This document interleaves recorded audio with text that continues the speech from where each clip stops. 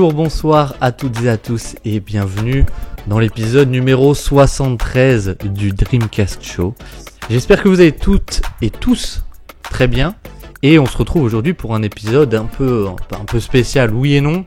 Pas un épisode théorique, on a dit qu'on alternerait, mais non finalement. On va parler toujours de jeux et on va encore parler de la conférence Ouest. Et on va tester pas un nouveau concept, mais on vous a demandé tout simplement quelles étaient les équipes qui étaient un peu les grands perdants de cette intersaison à l'Ouest. Qui va chuter à l'Ouest ? Et donc notre fil conducteur, ce sera vos réponses tout simplement. Donc voilà, on va revenir voir si on est d'accord avec vous ou pas sur certains avis et on va discuter de tout ça. J'espère que vous êtes bien installés et on est parti tout de suite.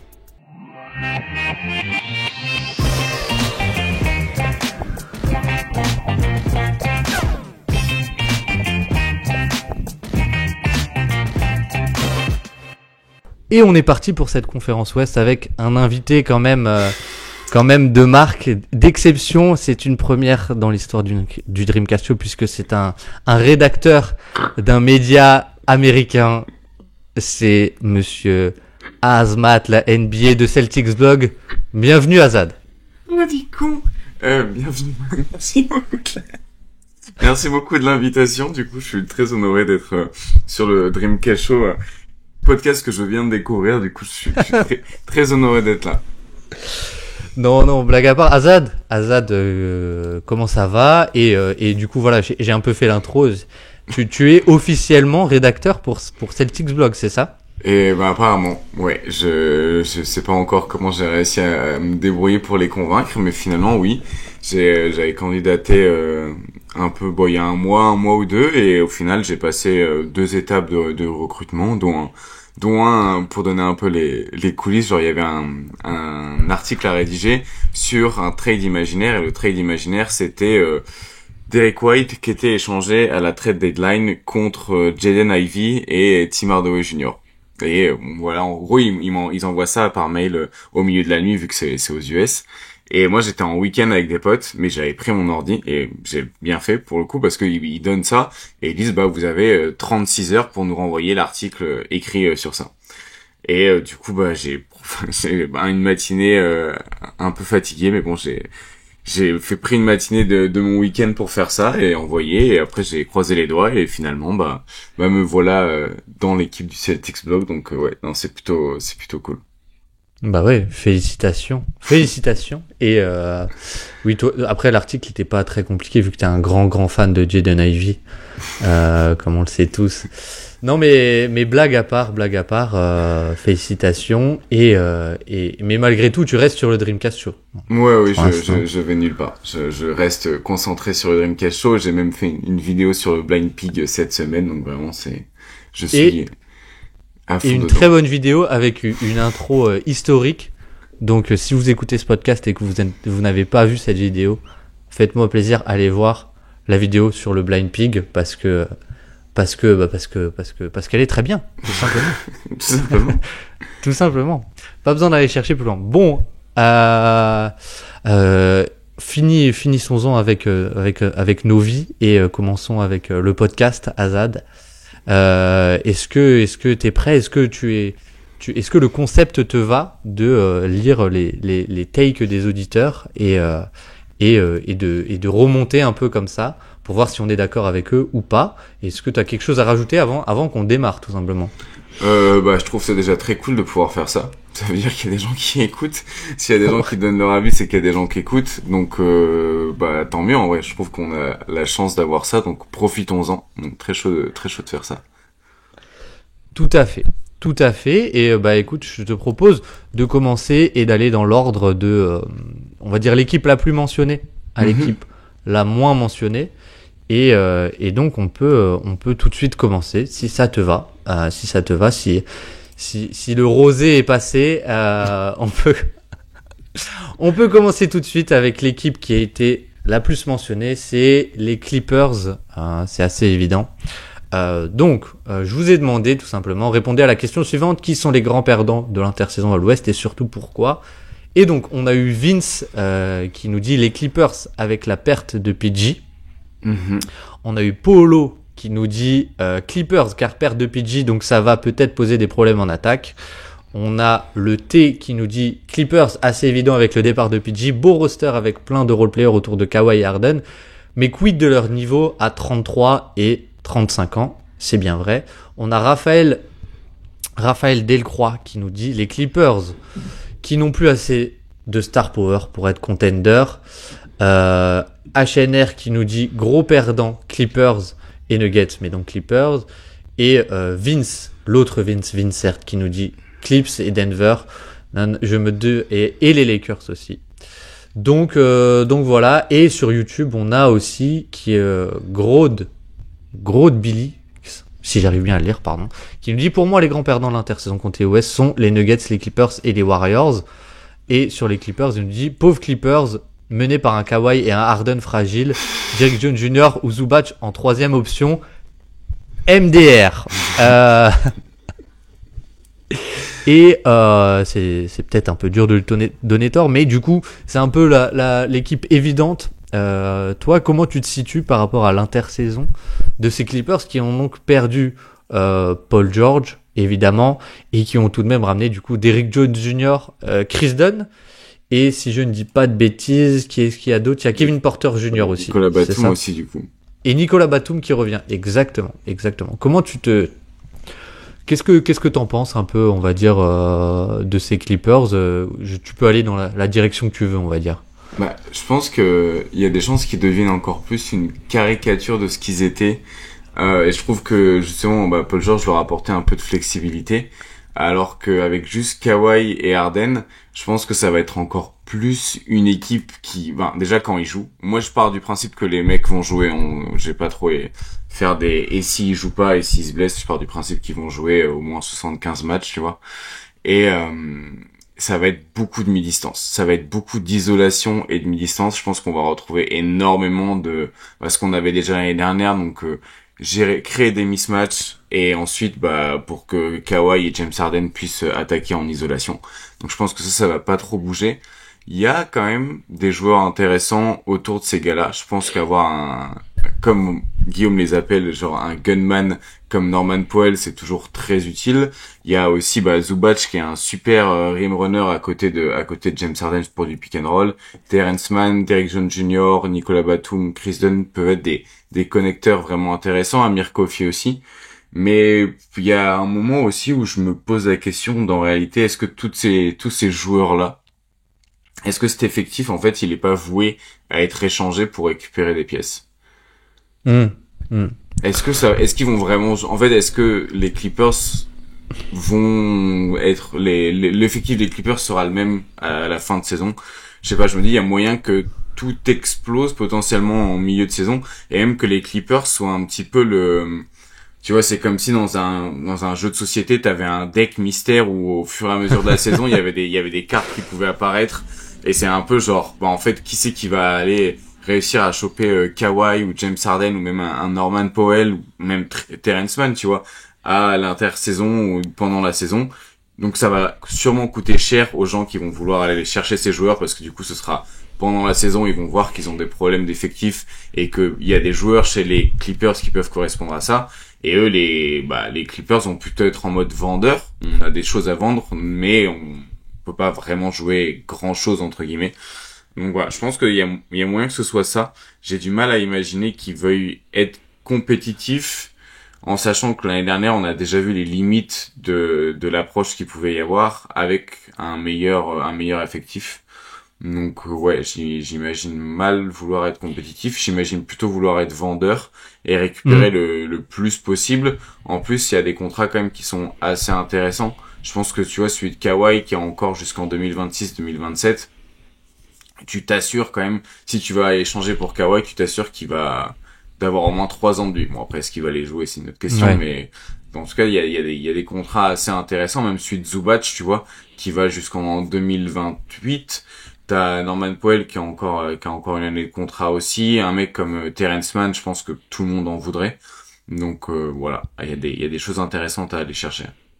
Ouais, clairement. En fait, je pense que si on reste sur le côté terrain Il y a un truc que moi qui me dérange un peu, bah c'est que finalement t'avais quand même 3 des, je crois, 15 meilleurs joueurs en isolation l'année dernière, avec Harden, Kawhi et Paul George. Là t'en perds un, qui plus est, comme t'as dit, celui qui t'apportait un peu de flexibilité, qui était capable d'apporter un peu des mouvements off-ball et une manière un peu différente d'attaquer, ou en tout cas il était aussi beaucoup utile, je trouve, Paul George, sur faire des leurres sur certaines isolations pour créer un peu de spacing. On n'était pas sur une grosse dose, on n'était pas sur la création de Memphis qui adore faire ça, utiliser des mouvements off-ball, mais qui sont en fait juste des leurres pour utiliser la défense, mais parce qu'il y a aussi des moins bons shooters naturellement. Mais du coup, il y a une question que je me pose, c'est en fait le spacing sans Paul George. Tu vois, bon, t'as récupéré Chris Dunn et Derrick Jones Jr. Bah, c'est quand même 2 joueurs qui t'apportent pas de spacing, et je trouve il y a beaucoup de joueurs qui, on va dire, sont pas très complémentaires offensivement dans un système, on va dire, d'attaque de mismatch très statique. C'est-à-dire Terrence Mann, Ivica Zubac, Chris Dunn, Derrick Jones Jr. C'est des joueurs qui sont qui sont laissés par la défense.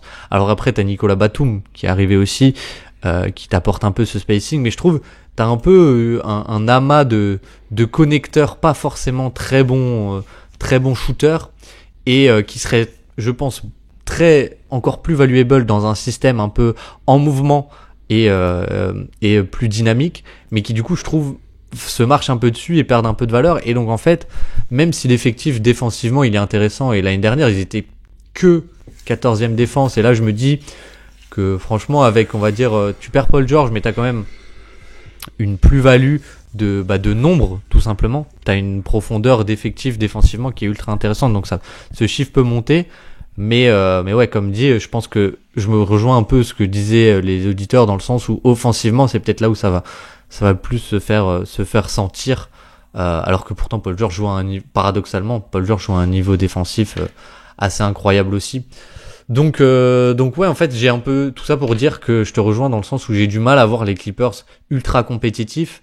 Et donc, si t'es pas super compétitif, bah c'est peut-être le moment ou jamais pour échanger Harden et Kawhi. C'est l'année où en fait leur contrat pour Kawhi, vu qu'il court encore un peu son contrat, et c'est la dernière année, je crois, du contrat d'Harden, si je dis pas de bêtises. C'est qui court encore un peu, c'est le contrat de... Franchement, c'est plus le contrat que Kawhi, je crois. Mais non, mais voilà, c'est un peu la dernière année où finalement tes 2 contrats ont encore pas mal de valeur, je trouve, du côté des Clippers finalement. Oui, bah c'est sûr. Et puis en même temps, l'autre question, c'est qui c'est qui va en vouloir aussi, et à quel prix, quoi. C'est hyper bizarre. Mais d'un côté, on va peut-être avoir une équipe hyper old school, du coup, genre, ça va prendre beaucoup de mi-distance. Déjà qu'ils étaient une des plus grosses équipes au mi-distance l'année dernière, avec genre, ouais, il y avait quand même des connecteurs sympas, tu vois, Terrence Mann, Batum et tout. Mais bon, c'est pas non plus des shooters d'élite, donc c'est pas, ça va potentiellement être ignoré. Norman Powell, c'est peut-être le meilleur shooter là-dedans, mais bon, voilà, c'est pas non plus, il peut pas faire grand chose d'autre, entre guillemets. Ça va être bizarre, en vrai. Puis même à l'intérieur, vu que ils ont pris Mo Bamba comme backup de Zubac, ça va faire quoi? Ça va jouer beaucoup de small ball, du coup, avec un espèce de Batum ou Terrence Mann comme intérieur. Bon, on n'a pas cité, il y a PJ Tucker, mais bon, enfin, c'est-à-dire que à 39 ans, à part poser sa tente dans un corner, genre, il va pouvoir... Mais déjà qu'à 30 ans, il était déjà plus que dans un corner, bon. Ouais, c'est trop drôle de regarder son évolution de ses zones de shoot d'année en année, c'est assez bluffant. Mais ouais, difficile à dire. Je pense que ils vont essayer de récupérer des trucs, quoi. Et peut-être garder juste, je sais pas, s'il y a un seul joueur que tu gardes, genre c'est qui? C'est Terrence Mann? Franchement, t'en bats les couilles. Franchement, ouais, enfin, je vois pas trop, enfin, t'as aucun joueur un peu jeune, finalement. Ouais. En tout cas, qu'on a vu, parce que, Cam Christie, ils l'ont drafté, on l'a jamais vu. Qui est jeune un peu, je crois. Il y a Kobe Brown aussi, qu'on a vu un peu en fin de saison. Mais bon, voilà, tu vas pas construire autour de Kobe Brown, quoi. Même si son nom est plutôt stylé. Non, mais est-ce que tu vois un peu, si on reste un peu sur le sportif, est-ce que tu vois un scénario où finalement la défense t'as une défense d'élite ou pas loin, et l'attaque est un peu portée par Harden et Kawhi malgré tout, et finalement les Clippers arrivent à peut-être pas être contender, mais juste l'outsider un peu, et ce groupe reste ensemble, ou vraiment ça te semble, la perte de Paul George semble trop grosse et t'arrives pas à l'imaginer? Le problème, c'est que déjà, même si la défense est exceptionnelle, t'as pas de joueur de transition. Donc genre tu vas avoir beaucoup d'opportunités de transition et tu vas être c'est là clair. Genre qui c'est qui va courir en transition? Harden, Batum et Kawhi. Désolé, mais genre Et Zubac. Voilà, genre non. En vrai, ça peut être une très bonne défense. Tu vois, je me dis il y a un peu une idée genre ça peut être une version un peu des Pelicans de l'année dernière où t'as une très bonne défense avec en plus c'est un bien meilleur défenseur que Valanciunas, Zubac pour le coup, qui peut être un bon protecteur de cercle, un bon défenseur de drop et tout, mais en attaque t'es tu vois genre l'équivalent de Kawhi et James Harden. C'est pas une comparaison avec Brandon Ingram et Zion, mais c'est aussi un peu deux joueurs. Bon, contrairement à Brandon Ingram, Harden et Leonard savent être efficaces au scoring, mais il y a ce truc de, c'est pas non plus des mecs qui ont une énorme synergie. C'est pas des mecs qui vont énormément profiter de la défense en contre-attaque et tout. Donc il y a un moyen que ce soit un peu une équipe, genre une équipe chiante à jouer, si elle joue, mais qui a trop de défauts, trop de compromis. Genre tu vois, cette équipe-là, elle se retrouve contre les Mavericks qui ont pas peur de laisser les shooters ouverts. Bon ça va être un peu compliqué quoi. Non, je suis d'accord. Après sur la transition, t'as peut-être un Derrick Jones Jr. qui quand même malgré tout apportait de la transition aussi, c'était un peu sa valeur à Dallas. Mais non, mais je te rejoins, c'est un peu même là-dessus sur l'aspect défensif où tu pourrais tirer un peu de valeur offensive, ça il y a un truc qui bloque quoi. Il y a un truc qui bloque et il faudrait vraiment que ce soit une défense d'élite pour avoir une équipe compétitive finalement. Est-ce que tu as quelque chose à rajouter sur les Clippers ou on peut passer à un autre cas qui est assez intéressant?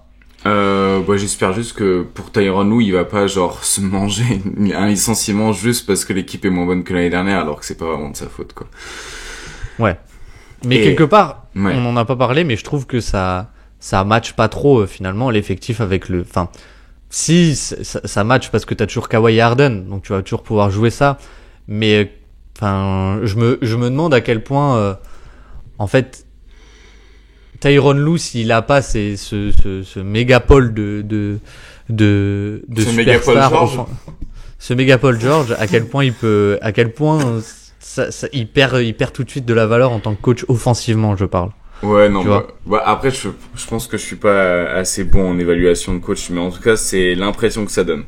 En tout cas, voilà. On peut dire que factuellement, c'est un peu plus qu'on a vu. Après, savoir si c'est vraiment le cas ou pas, je sais pas.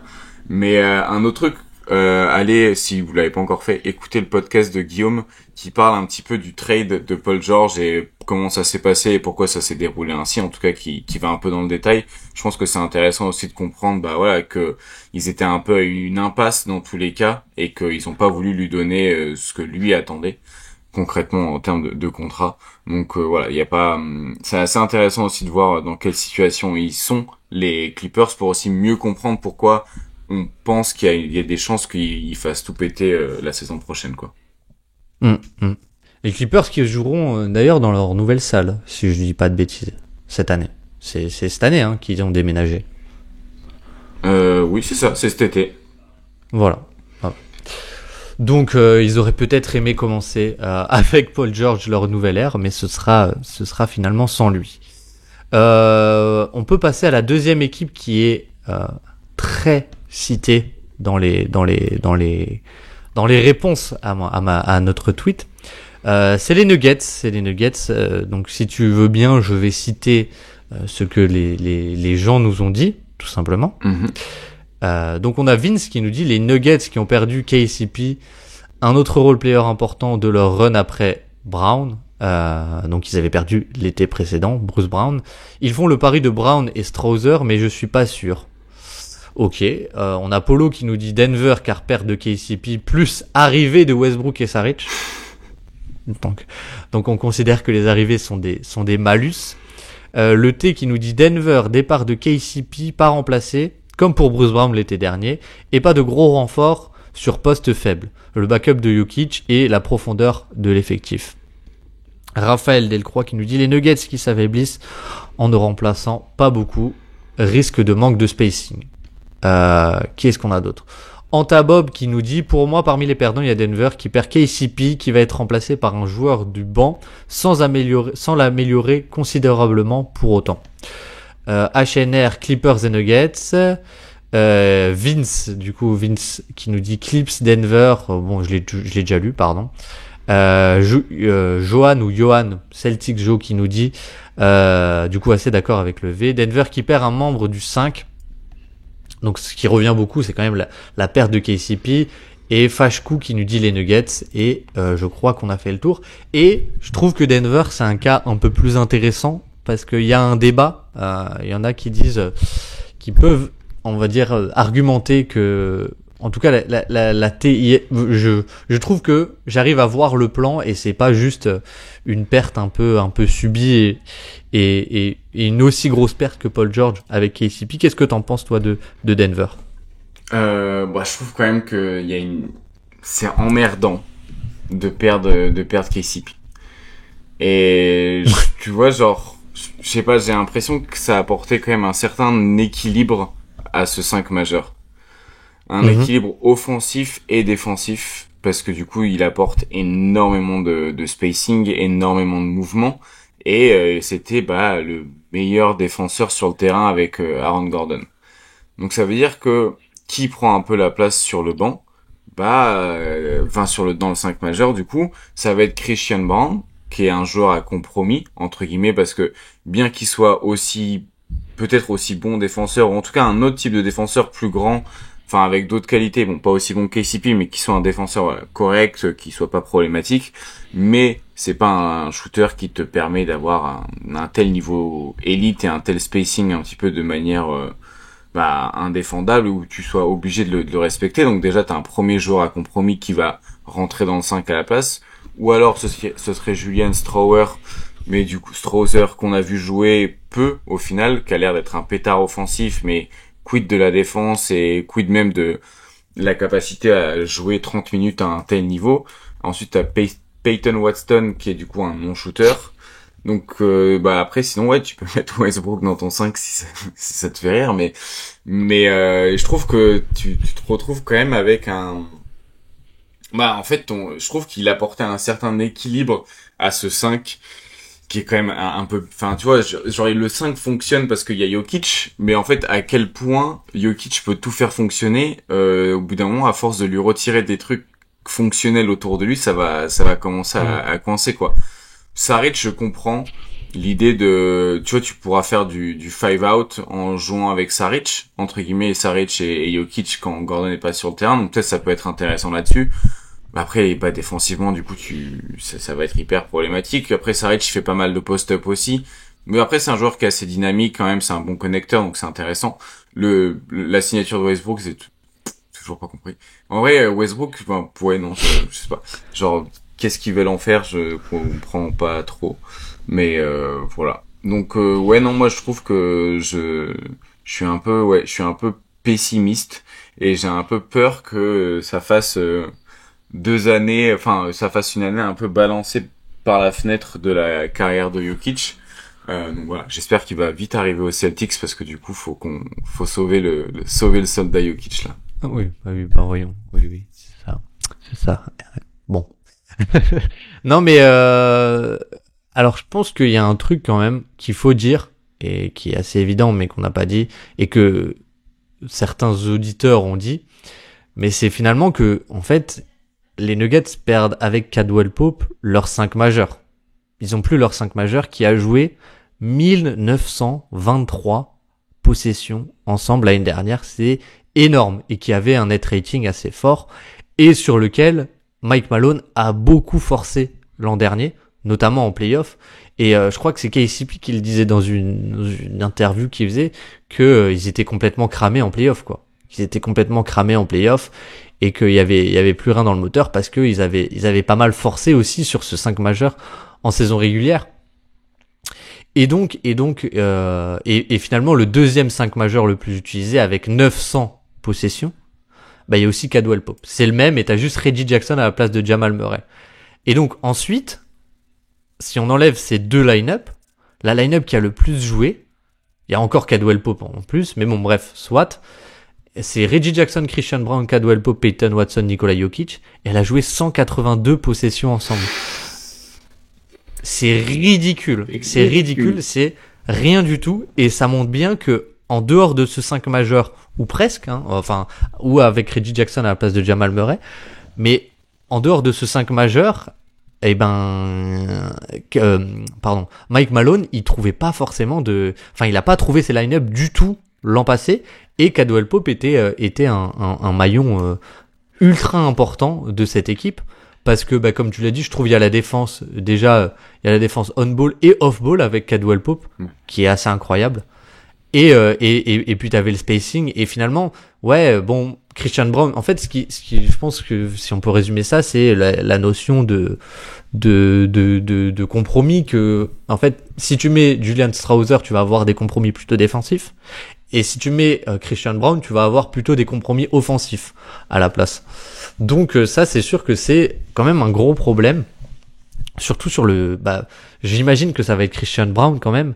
Et du coup, le spacing peut faire un peu peur. Honnêtement, le spacing de Denver peut faire un peu peur si tu mets Christian Brown dans le 5. Je trouve. Mais cela étant dit, je trouve qu'il y a quelque chose qui est intéressant dans la stratégie de Denver, c'est, on va dire, la construction de par la draft, qui a toujours été un peu leur façon de faire, mais qui est encore plus intéressante, je trouve, avec le nouveau cibier, parce que du coup, finalement, peut-être que cette année ce sera un peu moins bon, mais tu vas miser finalement sur du développement en interne. Et je trouve que, alors c'est même pas dit que cette année ce soit moins bon. Si ça se trouve, Julian Strawther sera au niveau, ou Christian Brown sera au niveau, ou la combinaison des deux ça suffira, ou Peyton Watson a progressé sur son shoot, on verra. Mais je trouve ce qui est intéressant, c'est on va dire la continuité justement pour les années futures aussi. Parce que les contrats rookies finalement ne coûtent quasiment rien, et du coup t'as une rentabilité de fou sur ces contrats. Et pour finir, Dario Saric, je pense que c'est une réaction aussi à la blessure de Daron Holmes, qui était le rookie qu'ils avaient drafté et qui s'est fait une grosse blessure, qui va pas jouer de la saison, je crois. Il s'est fait le genou ou les ligaments croisés, quelque chose comme ça, mais qui était pour moi un choix de draft ultra intéressant, parce que c'était un pivot un peu hub offensif, finalement, qui a pas du tout dans l'effectif. Du coup, tu pouvais reproduire un peu les schémas de Jokic. Mais du coup, Dario Saric, je comprends, parce que c'est un peu la même idée. Tu peux un peu reproduire ces schémas que t'as avec Jokic, que tu peux pas faire avec un Zeke Nnaji ou avec un DeAndre Jordan, parce que DeAndre Jordan était encore dans l'effectif. Et Westbrook, honnêtement, je pense que, en fait, l'idée de Westbrook, c'est de ne le mettre jamais avec Jokic.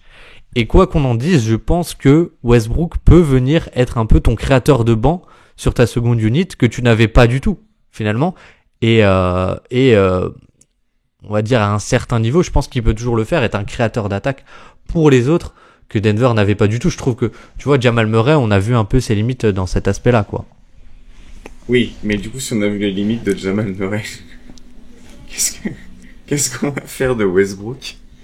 En vrai, genre, si Jamal Murray arrivait pas à être un créateur efficace avec le banc de Denver, qu'est-ce que Westbrook va bien pouvoir faire? C'est un peu ça, fait. Genre, est-ce que le problème, c'est peut-être pas même est-ce que le problème, c'est pas le coaching, au final? De comment c'est articulé? Peut-être qu'il y a d'autres choses à faire. Peut-être qu'en réalité, c'est Michael Porter Jr. qui devrait peut-être sortir du 5 pour avoir un truc un peu plus dynamique une fois que Jokic est sorti. En fait, ça va être encore la bataille à genre, qu'est-ce qu'on fait des minutes où il y a pas Jokic? en sachant que j'ai l'impression que les minutes où il y aura Jokic sur le terrain seront moins bonnes parce que lui et KCP, comme lui avec Bruce Brown, avaient vraiment d'énormes qualités. Et du coup, j'ai l'impression qu'en fait les minutes sans Jokic vont être moins bonnes et les minutes avec Jokic aussi, avec le départ de KCP. Bah franchement, les minutes sans Jokic, je vois mal comment tu peux faire pire que la saison passée, quoi. Mais avec Westbrook. Franchement, honnêtement, je pense que Westbrook, il a énormément de défauts, notamment l'efficacité, notamment la sélection de tir, notamment la défense, souvent off-ball, etc.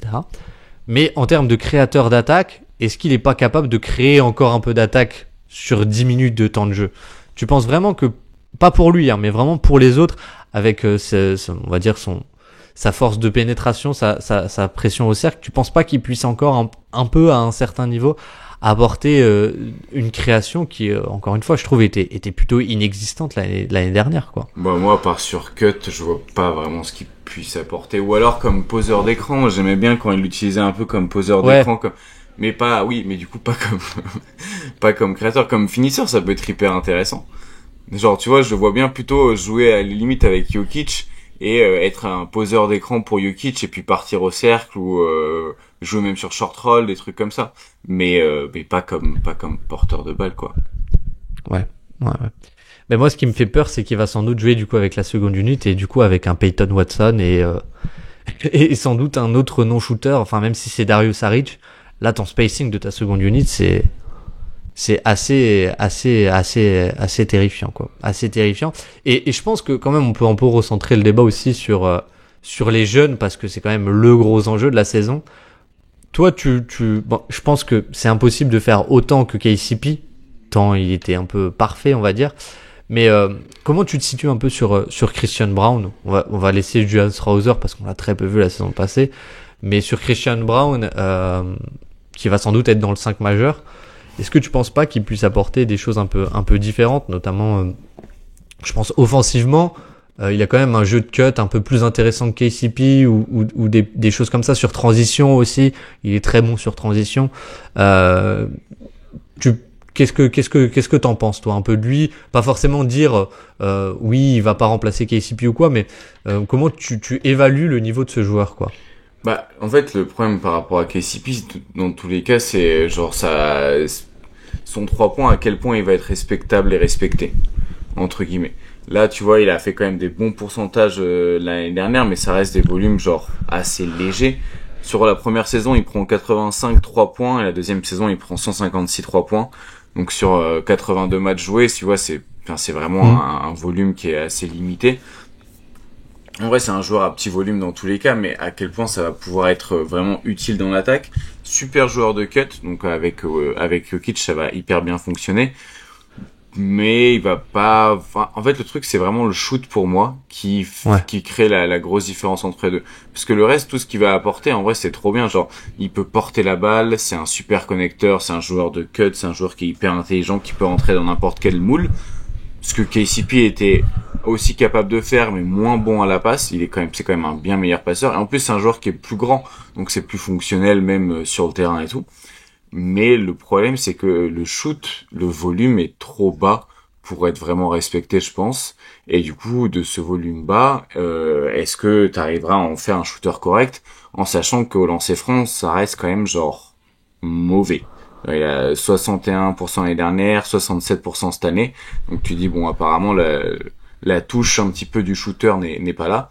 Et après défensivement, je pense que c'est pas aussi bon que KCP, mais ça peut être quand même très intéressant. Ouais. Je pense que défensivement, on ball, il peut être, je le trouve assez il peut défendre des mecs plus grands que KCP en plus. Mais et même un peu plus costaud, tu vois. Ouais. Je pense à Anthony Edwards. Je trouve que il collait mieux à Anthony Edwards que KCP par exemple. Tu vois. Ouais. KCP qui avait fait, je crois c'était le match de Noël ou aux alentours de Noël sur Stephen Curry, il avait fait un match phénoménal défensivement. Donc Denver au final, si je dois un peu résumer ton avis Azad, c'est que quand même t'as quand même dit que c'était une année un peu à jeter quoi pour le prime de Jokic. Bah, je vois pas comment ils peuvent faire mieux que l'année dernière. Et l'année dernière, c'était déjà genre, bah, tu vois, c'était une bonne équipe c'était une bonne équipe de l'Ouest, etc. Il y a pas à remettre ça en question.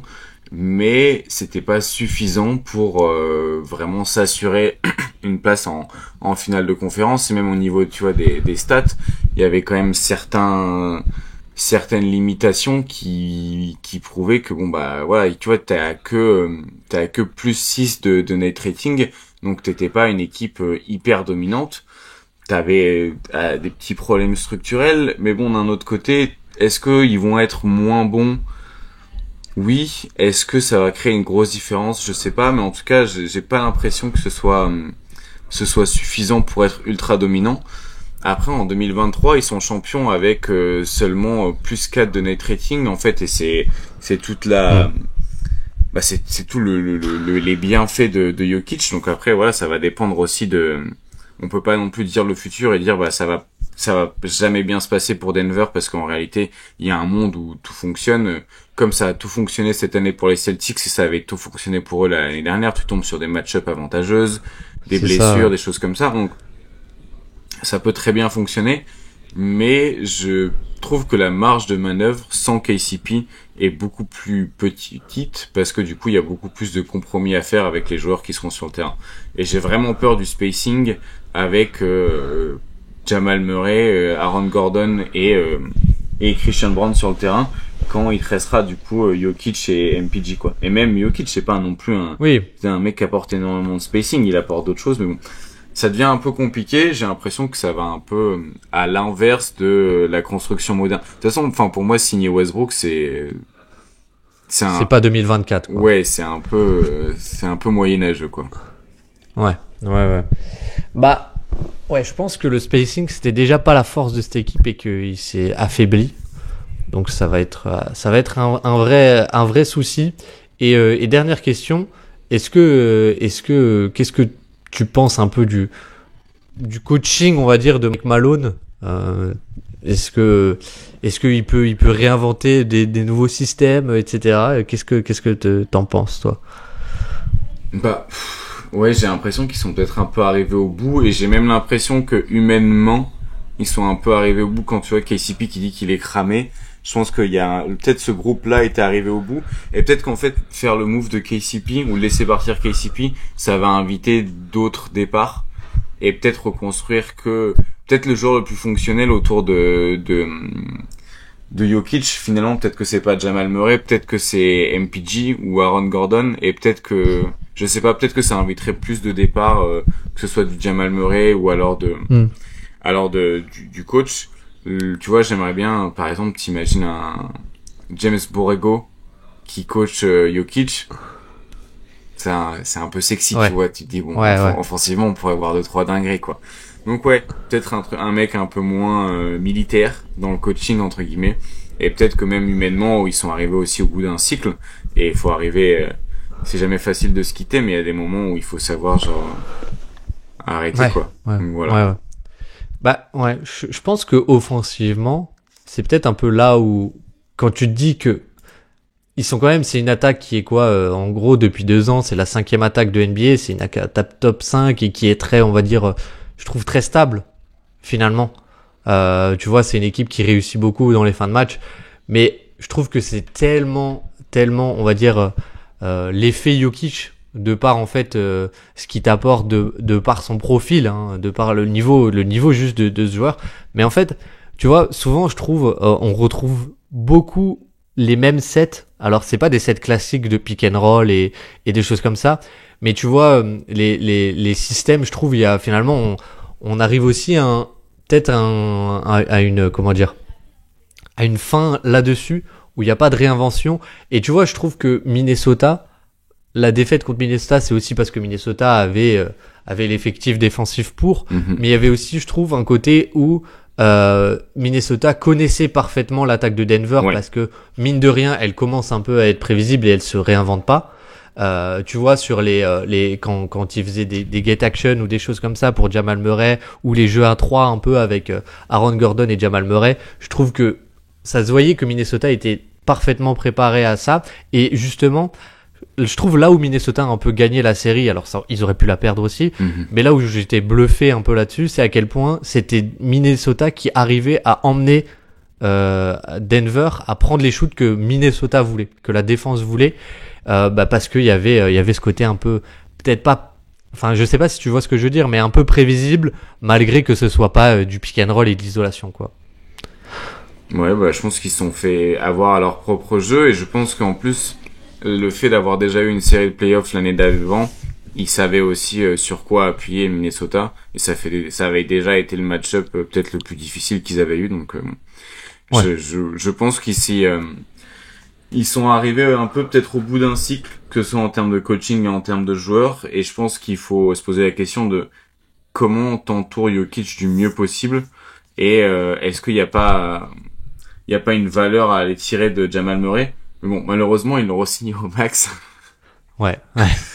Donc, ouais, ils sont un peu dans la merde, je pense. Ils lui ont filé quand même, pas au max, mais ils lui ont filé genre beaucoup de thunes. Genre 200 millions sur 4 ans, il me semble. 30% du cap, quoi.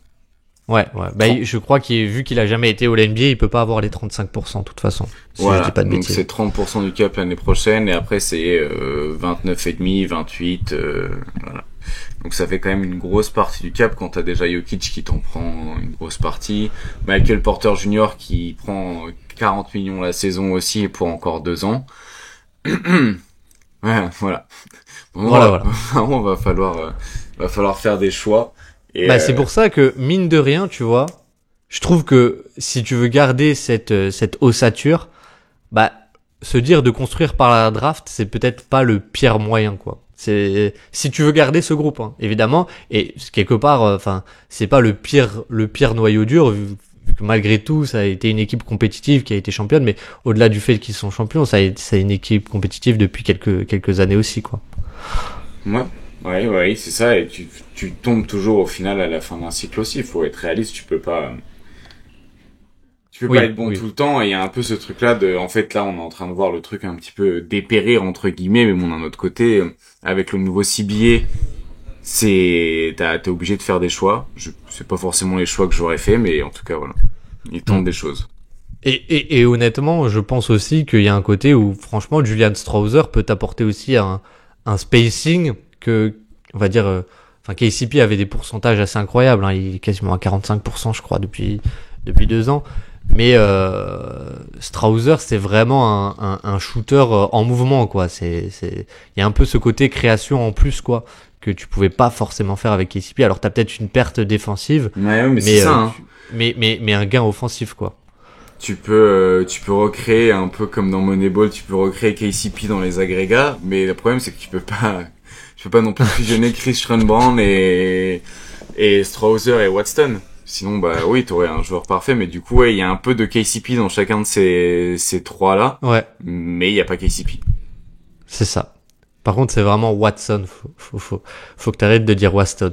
J'ai dit quoi? Ouais, bah, Watson. Ok, très bien. Excusez-moi, inspecteur Watson. Eh bien, écoute, pardon. Je te propose d'avancer avec, du coup, des équipes qui ont été un peu plus mentionnées, un peu plus pêle-mêle, et ça va être assez intéressant parce qu'on n'est pas forcément. Je pense que Denver et Clippers, c'est pas pour rien si ça a été les deux équipes les plus mentionnées, hein. Mine de rien, c'est les deux plus évidents, on va dire, en termes d'équipes qui ne se sont pas renforcées, qui se sont peut-être un peu affaiblies. On est d'accord là-dessus? Juste? On est d'accord? Ouais. Alors j'ai envie de te poser une question. S'il y en a une autre obvious un peu pour toi, plus obvious que les deux, c'est qui? Je pense les Pelicans quand même, genre je suis pas convaincu. En fait, les Pelicans c'est plus genre j'aurais pas fait ça. C'est pas vraiment des perdants dans le sens où ils ont perdu grand chose, ils ont perdu Dyson Daniels. Bon, je pense que même si on l'aime beaucoup, ils vont s'en remettre. Mais c'est juste que voilà là. Bah parlons-en alors. Parlons-en. Je te laisse commencer pendant ce temps, comme ça je peux retrouver les gens qui avaient mentionné les Pelicans. Mais en fait le truc c'est qu'il te reste sur payroll, du coup t'as toujours Zion Williamson encore qui est assuré jusqu'à genre 2028, donc ça va. Mais t'as le contrat encore de CJ McCollum pour encore 2 ans. T'as Brandon Ingram qui va être free agent. Tu veux pas lui filer ce qu'il demande, du coup il va partir pour rien entre guillemets. Et t'es allé chercher Dejounte Murray qui a encore genre 4 ans de contrat. 4 ans de contrat de Dejounte Murray et du coup je trouve que tu bouches en plus un petit peu la voie à Herb Jones et Trey Murphy, même Jordan Hawkins. Et en plus de ça, bah t'as toujours pas d'intérieur, donc t'as Yves Missy qui est un jeune joueur qui a commencé le basket assez tard de ce que j'ai compris, mais qui peut être très intéressant, mais qui reste un rookie. T'as Daniel Theis que moi j'adore, mais bon bah voilà, ça reste un joueur avec certaines limitations ou limites, pas peu des limitations d'ailleurs, juste des limites. Et mais du coup voilà, genre en fait je trouve que il y avait l'opportunité de faire des choix cet été. Et en fait, il continue à jouer un peu genre c'est un peu mou, c'est un peu lâche en fait. Je trouve que l'intersaison est un peu lâche, voilà. Tu vois, t'es allé c'est un peu mou. Ouais, tu fais pas vraiment de décision, genre tu gardes McCollum, t'es allé chercher Dejounte Murray, donc t'as un autre porteur de balle mi-créateur mais pas efficace encore une fois à côté de Zion. En fait, j'ai l'impression que ils sont pas prêts à faire le pari sur Zion qui est en bonne santé, et du coup ils font un truc qui est mi-figue mi-raisin. Mais je sais pas si vous avez déjà mangé un truc mi-figue mi-raisin, mais c'est dégueulasse en fait. Et c'est exactement non mais c'est ça, genre c'est exactement ce qu'ils sont en train de faire. Ils font du mi-Zion, mi-Ingram, mi-Dejounte Murray. Vu qu'Ingram est en train de se barrer, ils sont allés chercher un autre joueur créateur pas efficace, et du coup ça va rester genre un truc coupé en deux bizarre. Et en vrai le truc c'est que en NBA si t'es obligé de prendre des risques et faire des choix pour vraiment gagner et être élite, et là ils le font pas, du coup ils risquent de rester un peu dans ce ventre mou après une intersaison qui était molle. Donc voilà. Mais bon, moi je les regarderai toujours autant, hein, mais voilà, je serai toujours autant énervé quoi. Tu seras énervé quand tu les regarderas justement. Voilà, exactement. Puis je regarderai quand même parce que Trey Murphy, Jordan Hawkins, Herb Jones, Zion Williamson. Ouais. Alors, j'ai retrouvé quand même, parce que c'est vrai que Chachou avait cité notre tweet et avait mis les Pélicans dans ses perdants, et avait dit la rotation pivot est dégueu, carrément. Daniel Theis, Yves Missy, JRE et Matkovic. Le fit avec Dejounte en attaque, qui est titu, banc, ball handler, off ball, beaucoup de questions. J'aime pas du tout. La perte de Nagy, ça va se sentir à mon avis. Et dans les arrivées, pas convaincu. Missy et Zion, à voir. Et c'est vrai que dans ce qu'ils ont perdu, mine de rien, moi je trouve ce qui était incroyable, et je pense que t'es d'accord là-dessus, avec les Pélicans, c'était à quel point la profondeur défensive des line-up.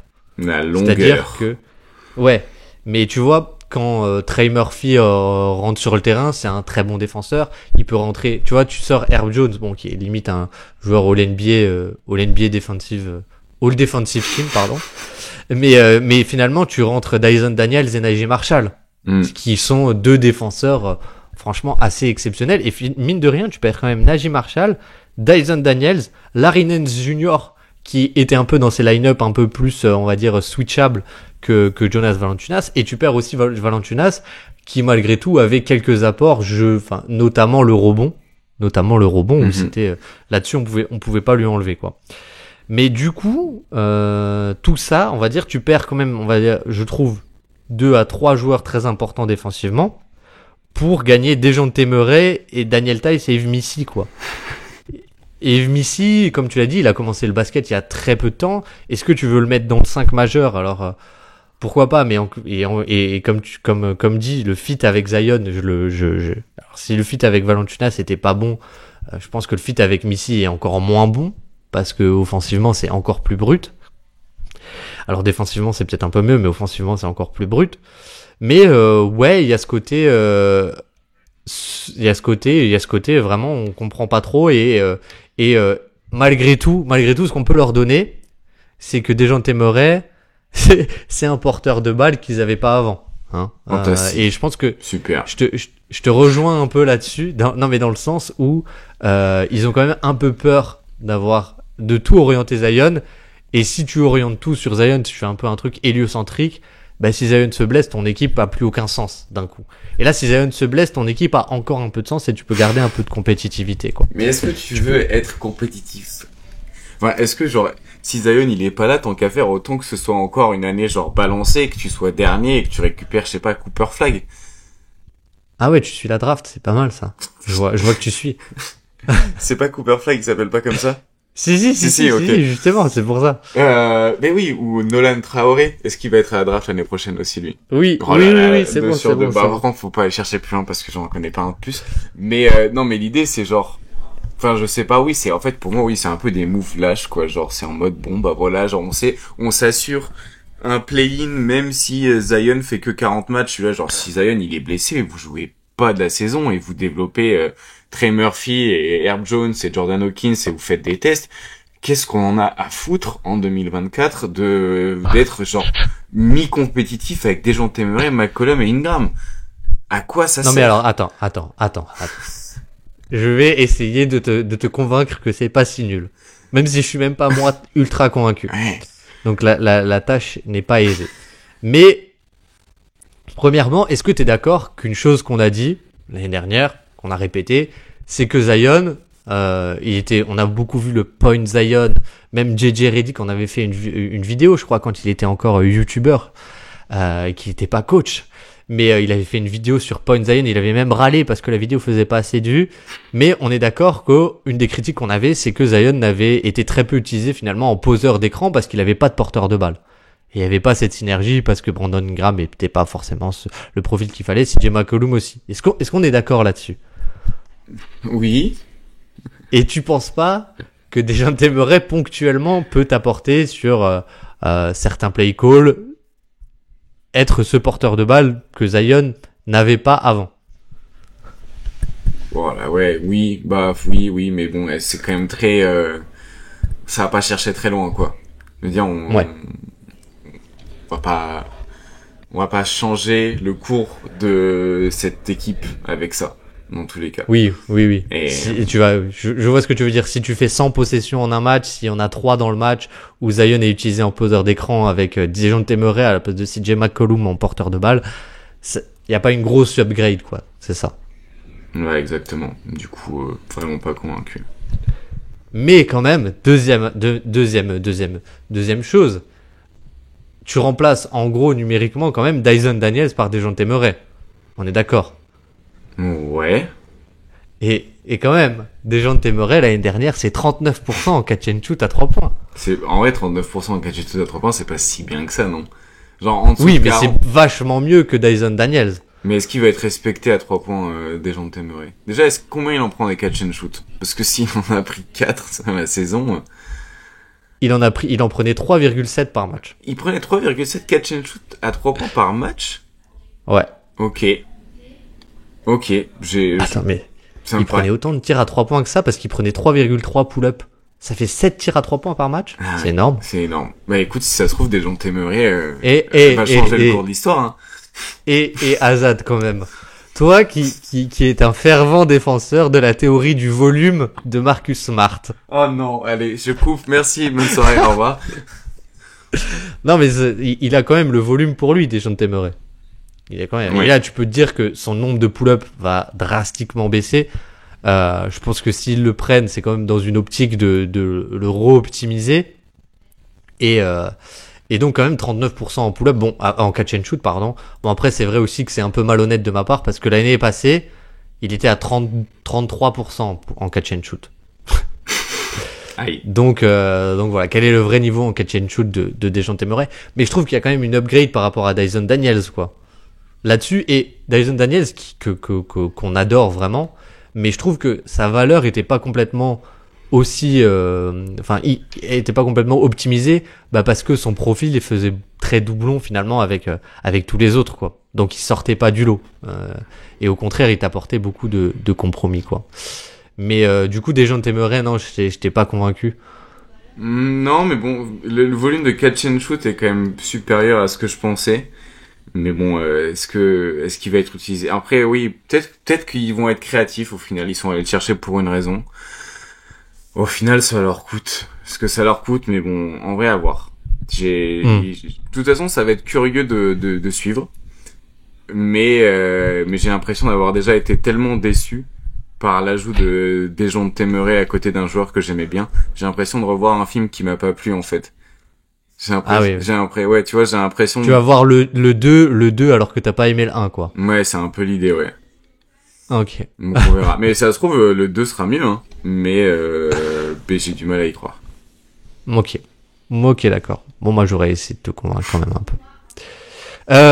Non, il y a une équipe, du coup on peut passer à une autre équipe si tu veux bien, sauf si tu veux quelque chose qu'on n'a pas dit sur les Pélicans. Peut-être un peu plus de Jordan Hawkins. Moi j'avoue que toi tu l'aimes bien, non, Jordan Hawkins? Ouais, j'aime beaucoup, ouais. Bon, okay. Après j'aime beaucoup comme un mec que j'ai vu jouer genre une demi-saison en NBA parce qu'il y avait pas beaucoup de minutes, hein. Je sais pas ce que ça valait à la fac ou quoi, mais j'aime bien. Bah il est champion NCAA, Jordan Hawkins, hein. Super, fantastique. donc c'est pas mal. Non mais oui, bon, bref, ne nous étalons pas, pardon, sur Jordan Hawkins qui était du coup champion à UConn, hein. T'as vu des matchs de UConn en plus, on les a vus ensemble. Dis-toi que j'ai même regardé récemment UConn contre West Virginia University de 2011 où c'était Kemba Walker contre Joe Mazzulla. Le joueur. Et oui. Oui. Incroyable. Incroyable. Et du coup, attends, c'était un bon joueur, Joe Mazzulla? Je sais pas, il faudra lire l'article qui va sortir sur le Celtics blog. Parce que du coup, je suis allé scouter le joueur. Mais il y a des trucs intéressants. Et il y a des ponts un petit peu avec un certain joueur des Celtics actuels dans son utilisation, alors que c'était un meneur qui était utilisé beaucoup comme poseur d'écran, qui faisait un peu de post-up alors qu'il était petit. Mais voilà, assez intéressant. Et le pont que tu peux faire entre Joe Mazzulla et l'utilisation de Jrue Holiday l'année dernière par Joe Mazzulla, justement. Par Joe Mazzulla, c'est beau. C'est beau. Écoute, il y a un cas quand même qu'on est obligé de traiter, on en a parlé rapidement off, mais qui est revenu quand même, qui est peut-être l'équipe qui est revenue le plus. Juste avant qu'on parle d'eux, est-ce qu'on peut juste dire un mot sur Sacramento? Genre, DeMar DeRozan. Oui. Pourquoi faire? C'est quoi Non, mais ils ont été mentionnés aussi par Chachou. Okay. Donc, je te lis le tweet pour t'introduire et après, tu te dis ce que tu penses. Okay. Mais la perte de Barnes-Vezenkov, ça fait mal, je trouve, même si elle s'explique. Il est allé où, Barnes? Aux Spurs. Ah, waouh. Avec Wemby et Chris Paul. Le Big Three. Donc, arrivée de DeRozan, j'aime pas le fit, notamment que ce soit offensif ou défensif. Devin Carter pourra pas jouer avant longtemps et aucun débouché pour Kevin Huerter. Toujours pas de rotation intérieure. Et c'est vrai que là-dessus, je trouve ça fou parce qu'en fait leurs lacunes ont été encore plus encore plus accentuées, puisque quand même ta rotation, enfin pas ta rotation, mais ta protection de cercle. Donc avec Sabonis que tu fais monter beaucoup très haut au niveau des écrans et qui est assuré par souvent des ailiers, mais en même temps pas tout à fait parce que Keegan Murray tu le mets sur point d'attaque. Bon ça dépend quand il y a Keon Ellis ou pas. Mais du coup, un des joueurs qui était malgré tout les meilleurs, je trouve, le meilleur là-dedans, mais qui était pas incroyable, mais voilà, c'était Harrison Barnes qui pouvait apporter un peu de stabilité défensive, mais même pas forcément énormément. C'est pas un joueur révolutionnaire défensivement, mais tu le remplaces par DeMar DeRozan, on va dire numériquement dans ton 5 majeur, et ça me fait très peur défensivement, l'ajout de DeRozan, peut-être plus qu'offensivement, on va dire. Mais du coup voilà, j'ai dit ce que j'avais à dire. Toi, qu'est-ce qui te fait, t'avais l'air de dire, mais pourquoi DeMar DeRozan? Je t'ai coupé, je te laisse repartir. Bah ouais, je trouve que l'équilibre qui était déjà genre un peu bancal et qui avait quand même pas mal de limites, il en a encore plus du coup. Ils vont être moins unidimensionnels. Parce que du coup, il y avait un peu ce truc-là de genre la saison 2 de Sacramento, on savait comment ils allaient jouer, du coup, il y avait un peu, c'était plus facile à anticiper. D'un autre côté, est-ce que c'est quand même pas mieux fait de rester genre prévisible plutôt que d'ajouter DeMar DeRozan qui, c'est quand même assez ouf. Genre, c'est le mec qui prend le plus de mi-distance de la NBA, actuellement. Ouais. Et c'est un énorme volume. Il va prendre beaucoup de ballons. Je sais pas si t'avais vraiment envie de réduire le volume, je sais pas, Parce que du coup, il va réduire le volume de Monk, de Fox, de Sabonis. Est-ce que t'avais vraiment envie de leur enlever du volume à eux? Je suis pas sûr. Je comprends pas le fit offensif. Je comprends pas le fit défensif. J'ai pas l'impression qu'il apporte énormément de ce qui manquait. Moi, je pense qu'il manquait un peu de faculté à aller au cercle en réalité. Surtout dans un spacing qui était déjà pas incroyable. C'est pas DeMar DeRozan qui va te permettre d'aller plus au cercle, hein. Donc, surtout que tu peux aller au cercle, on va dire. Tu peux augmenter la fréquence au cercle toi-même, si t'es un gros driver, etc., si t'es Shiggy ou Alexander, ou de par le spacing que t'apportes. Tu vois, genre un Stephen Curry ouvre énormément de lignes de drive à ses coéquipiers, et là, DeRozan t'apporte un peu, j'ai envie de te dire, ni l'un ni l'autre, quoi. Ni l'un ni l'autre. Et même un peu dans cette attaque un peu, on va dire, très en mouvement, etc., mais qui, les défenses adverses abandonnaient déjà facilement les non-shooters adverses, que ce soit Sabonis, même d'autres, et là, tu vas avoir du coup Sabonis et DeRozan qui vont, je pense, pas être respectés quand ils sont off-ball. Et je trouve ça très compliqué. Je sais que Fox a connu une année un peu compliquée sur drive la saison passée. Enfin, plus, en tout cas, au cercle que la saison d'avant, que la saison 2023. Et ouais, j'ai l'impression que ça va pas s'arranger cette année, quoi. Ça va pas s'arranger cette année. Mais, comme tu l'as dit, ça apporte un peu d'alternance aussi, quoi. Ouais. Et encore, je pourrais comprendre si ça t'apporte un peu de création, on va dire, secondaire, quand, on va dire, avec le banc. Mais t'avais déjà Malik Monk, et t'as re-signé Malik Monk, qui était peut-être le meilleur créateur de seconde unit de NBA, quoi. Moi, peut-être même le meilleur joueur du monde, non? Ouais, peut-être top 3, peut-être top 3, on peut dire. En plus, c'est un joueur qui est dans l'auto-création. DeRozan, c'est un mec qui crée pour lui de manière pas efficace, quoi. Genre, c'est un mec qui a que 35% de ses paniers qui sont assistés. Donc c'est un mec qui peut créer pour lui, mais pas. Ils ont pris l'ancienne version de Brandon Ingram. Ouais, oui. C'est comme ouais. Bon, ça me fait pas rêver, quoi. Voilà. Écoute, on verra, mais je te rejoins. Et puis en plus, Devin Carter qu'ils ont pris en rookie, qui était un peu en soi, je comprenais. J'aimais bien j'aimais pas, mais je comprenais le move parce que c'était un peu Davion Mitchell, mais jouable, hein. Parce qu'il est un peu plus grand et qu'il a le 3 points, en gros, pour faire vraiment très raccourci. Bah, il est blessé, donc il jouera pas. Devin Carter, ça fait un peu personnage de Fast and Furious, je trouve. Genre, Devin Carter, il a une Toyota Supra orange dans ma tête, tu vois. Je sais pas pourquoi. Mais bon, bref. Ouais. S'en bat les couilles. Franchement, je sais même pas quoi répondre. C'est pas une question, il y avait pas besoin de réponse. Et je pense qu'il est temps de passer du coup à peut-être l'équipe sur laquelle on est un peu en désaccord avec les auditeurs qui l'ont mentionné l'une ou l'autre fois.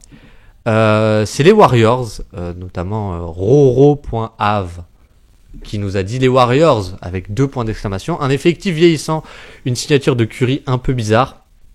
Proposition de trade des Lakers, etc. La connexion entre le groupe qui semble être cassé et un Green qui n'est plus du tout focus depuis la saison dernière. Ça n'a pas été en playoff l'année dernière. Je ne vois pas comment cette année ils peuvent réussir à faire quelque chose avec cet effectif après avoir la saison que vont faire Podziemski et Wiggins. Même si à mon avis ça ne suffira pas. Et j'ai un deuxième commentaire sur YouTube. Pauvre Curry qui n'est entouré que d'un Green et d'un Wiggins, tous deux instables à leur manière. Plus des jeunes corrects à petit potentiel, mais tellement pas assez prêts à l'heure d'aujourd'hui. Et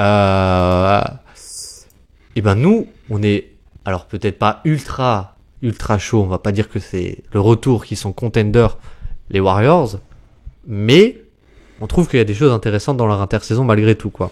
Bah ouais, en vrai, je trouve qu'il y a des ajouts. Par exemple, d'Anthony Melton et Buddy Hield. Je trouve que t'as vraiment 2 profils qui sont très différents mais très fonctionnels autour de Curry et autour de Draymond Green. Ça, je trouve ça vraiment pertinent. Et en plus, si tu vois, ça t'a pas coûté trop cher. T'es allé chercher Kyle Anderson qui est un super relais de Draymond Green, je trouve, en tout cas offensivement. Je trouve que l'année dernière, ils ont essayé avec Saric, ils se sont rendus compte que c'était trop problématique défensivement. Je trouve que Kyle Anderson, du coup, rentre beaucoup plus là-dedans. il te reste aussi ces joueurs que sont Kuminga et Moses Moody et Podziemski, qui sont des jeunes avec des compromis, mais aussi avec beaucoup de potentiel et beaucoup d'apports. Et t'as toujours le genre, allez, on va dire 5e, 4e meilleur joueur du monde, entre guillemets, avec Curry. Et t'as un créateur d'attaque unique. Et je trouve que les relais qu'il a cette année sont bien meilleurs que ceux de l'année dernière. Cette équipe me fait pas penser à celle de 2022 parce que je pense qu'ils sont pas... Déjà, ils sont plus vieux et il y a pas les petits coups très intelligents qu'ils avaient réussi comme Belicha ou même Jordan Poole. Ils sont pas aussi profonds qu'ils l'étaient en 2022. Mais il y a ce truc de j'ai envie de voir cette équipe jouer, j'ai envie de la voir coacher. Il y a tellement de line-up différentes possibles. Le seul point à la limite qui me gêne un peu, c'est que il y ait que Kevin Looney comme pivot. Et vrai intérieur. Voilà. Ouais. Et du coup, c'est qu'est-ce que tu vas pouvoir. Est-ce que t'as pas vraiment de bons protecteurs de cercle s'il y a Draymond Green qui est pas sur le terrain. Mais ouais. Mais moi, je trouve si je peux juste dire un truc qui pour moi est ultra important. Et déjà, bon, c'est pas un très bon protecteur de cercle, mais tu vois, je préfère limite Trayce Jackson Davis à Looney. Honnêtement. Mais bon. Non, pour moi, le point clé de l'intersaison, vraiment, c'est en la personne de Kyle Anderson et d'Anthony Melton, c'est que t'as deux playmakers défensifs, mais absolument incroyables. Absolument incroyables. Kyle Anderson, l'année dernière, c'est 1,4 block percentage et 1,8 steal percentage. C'est 82e centile et 87e centile. Et l'année d'avant, il était 98e centile et 92e centile. Donc et d'Anthony Melton, il est, on va dire, l'année dernière, c'est quasiment sa seule saison où il est pas à 1% de block percentage. Donc pour un guard, c'est absolument incroyable. Et il est à 2,5 steal percentage. C'est 97e centile, voilà. Et c'est un joueur qui, voilà, c'est son carrière low. C'est son plus faible score en carrière, c'est 2,4% de steal percentage en 2021. Donc en fait, t'as deux joueurs qui vont te créer énormément de transitions. Et t'as plus Chris Paul, t'as plus Saric, on l'a vu en deuxième partie de saison avec Podziemski et Kuminga.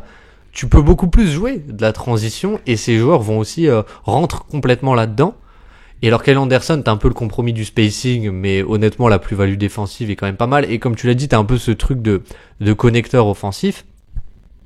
Et d'Anthony Melton, c'est quand même depuis plusieurs saisons un joueur qui un bon shooter, quoi, un shooter respecté qui t'apporte aussi cette notion de spacing que j'aime bien et qui est aussi capable de temps à autre d'être un créateur balle en main, on va dire voilà, ponctuellement. Et Buddy Hield, franchement, je vais peut-être être méchant, mais pour l'utilisation et la valeur qu'avait Klay Thompson, est-ce que tu y perds vraiment si tu veux juste un joueur qui est un shooter en mouvement et qui est ultra efficace sur du catch and shoot à 3 points? Est-ce que tu y perds vraiment avec Buddy Hield? Moi non, après je pense que Buddy Hield, je l'avais mis dans mes joueurs à suivre cette saison. Tu vois, on va voir Buddy Hield bien coaché dans un univers compétitif. Enfin, franchement, ça va être la régalade. Et quand je vois ce que ça donnait à Indiana, je me dis ça va être trop cool à suivre avec... c'était incroyable à côté d'Haliburton, ça va être tout aussi incroyable à côté de Curry, quoi. Alors oui, défensivement, du coup, tu fais des compromis, mais t'as aussi vraiment une armada de joueurs qui peuvent cacher un mec comme Buddy Hield. Je veux dire, quand à côté, t'as Anthony Melton, Draymond Green et Andrew Wiggins, ou Kyle Anderson, ou Kuminga. Enfin oui, moi je mets Buddy Hield sur le terrain, je m'inquiète même pas. Genre, même je lui demande de pas défendre, je lui reviens même pas en défense, reste là-bas. En vrai, genre, on va très bien se démerder. Hein. Pardon, qu'est-ce que je voulais dire? Et Buddy Hield, Stephen Curry en même temps sur le parquet.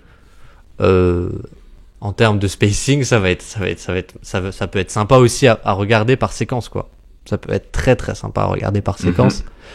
Et oui. Et puis Klay Thompson était défensivement, je trouve que c'est là où il a le plus perdu, quoi. C'est là où il était vraiment devenu plutôt mauvais. Donc là encore, bon, tu passes peut-être de mauvais à très mauvais, mais finalement, je trouve l'écart, il est pas si conséquent, quoi. Il est pas si conséquent. Donc, et Buddy Hield, est-ce que tu sais quel record a Buddy Hield? Buddy Hield a un record NBA. Est-ce que tu sais lequel c'est? Le nombre de matchs joués en NBA avant son premier match en playoff. Ah, peut-être. Peut-être qu'il en a 2 alors, mais c'était pas à celui-là que je pensais. Non, Buddy Hield, il a le record du tir à 3 points, du tir le plus rapide de l'histoire de la NBA. Ah oui, c'est vrai. Oui, c'est vrai. Putain, pourquoi je le sais? Je sais plus pourquoi je le sais, mais je le sais, mais je sais pas pourquoi je le sais. Mais oui, je vois très bien que c'est sur un entre-deux, et en fait, Miles Turner, il pousse la balle de l'autre côté du terrain, et lui, il anticipe et il shoot à 3 points, et d'ailleurs, il y a pas un temps mort juste après, c'est pas contre les Spurs, et genre, Popovich, il prend un temps mort juste après parce qu'il est vénère.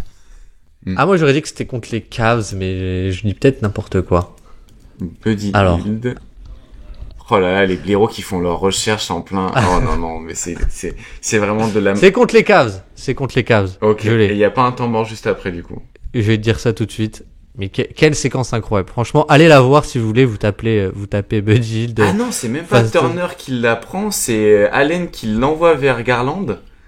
Ouais. Et Buddy Hield, il la récupère dos au panier et le gars n'hésite pas, il se retourne, il shoot. C'est incroyable. Mais oui, et puis si jamais vous voulez creuser un peu sur les Warriors, du coup, pour revenir au sujet, il y a quand même une vidéo qui est sortie sur l'utilisation de Jonathan Kuminga sur la chaîne. Donc si ça vous intéresse, vous pouvez aller la voir. Est-ce qu'on continue d'avancer un peu, Azad, ou est-ce que tu as quelque chose à dire encore sur ces Golden State Warriors? Ouais, non, pour moi, ils sont plus gagnants que perdants cet été, en tout cas. Ouais, je pense qu'on est d'accord. Il y a une équipe qui a été pas mal mentionnée. Il en reste 2, je pense dont il faut qu'on parle. Mm-hmm.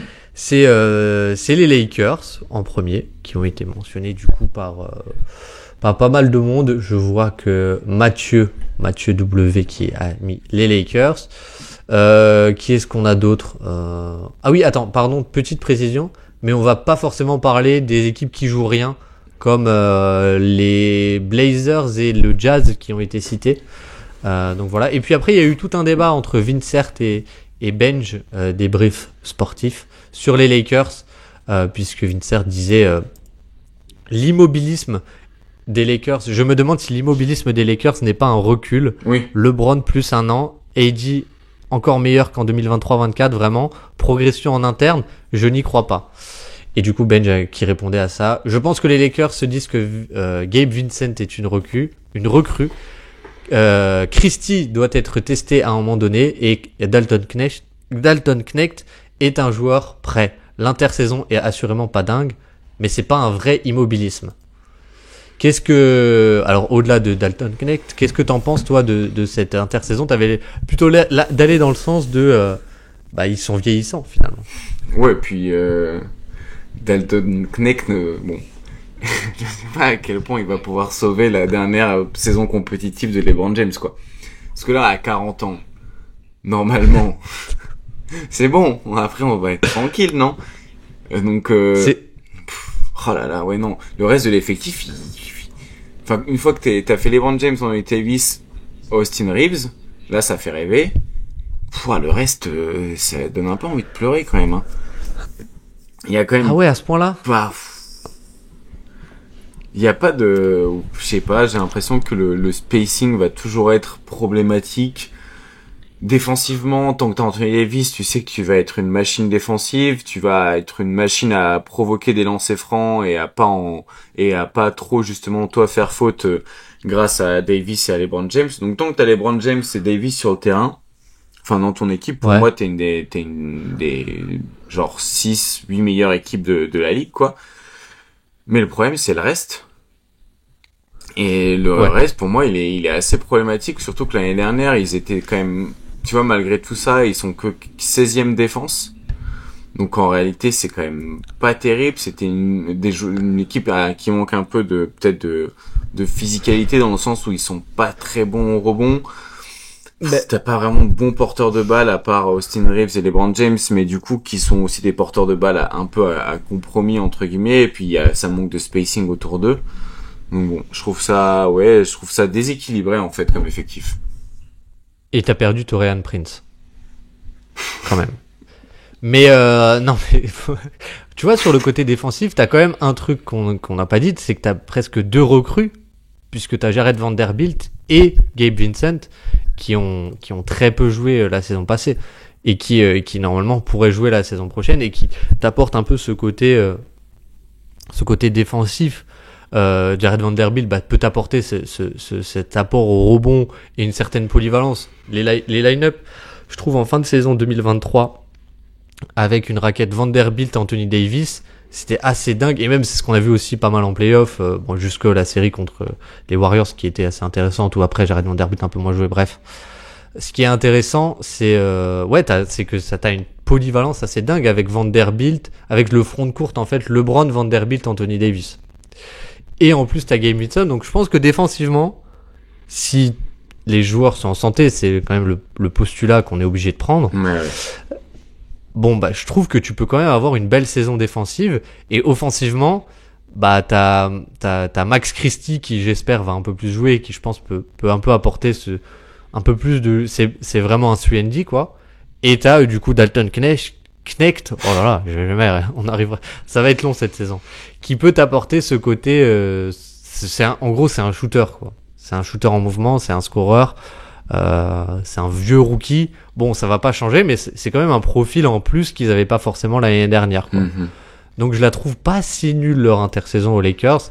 Je vais pas dire qu'elle est incroyable, tu te renforces pas vraiment non plus, mais j'ai du mal à les mettre dans les perdants, quoi.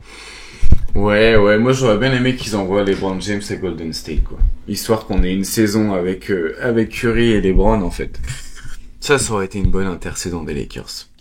Oui, mais d'accord. Voilà. Mais je sais pas, j'ai l'impression que il y a mieux à faire autour de LeBron et AD, mais d'un autre côté, c'est plus difficile qu'il en a l'air aussi peut-être de construire autour de ces deux-là. Ouais. Mais quand tu penses à l'effectif de 2020 qui est champion, et tu regardes celui-là maintenant, tu te dis bon, il y a pas forcément même, de quoi. Moi, l'effectif que j'adorais, c'était l'effectif de 2021. Je crois qu'ils prennent Marc Gasol, ils font quelques petits changements, mais tu sais, ils sont blessés toute la saison, ils font le play-in, et après ils mènent contre Phoenix la série, hein, et LeBron, AD se blesse, puis LeBron se blesse et ça finit pas très bien, mais j'aimais bien cet effectif parce qu'il y avait toujours KCP, il y avait toujours Caruso.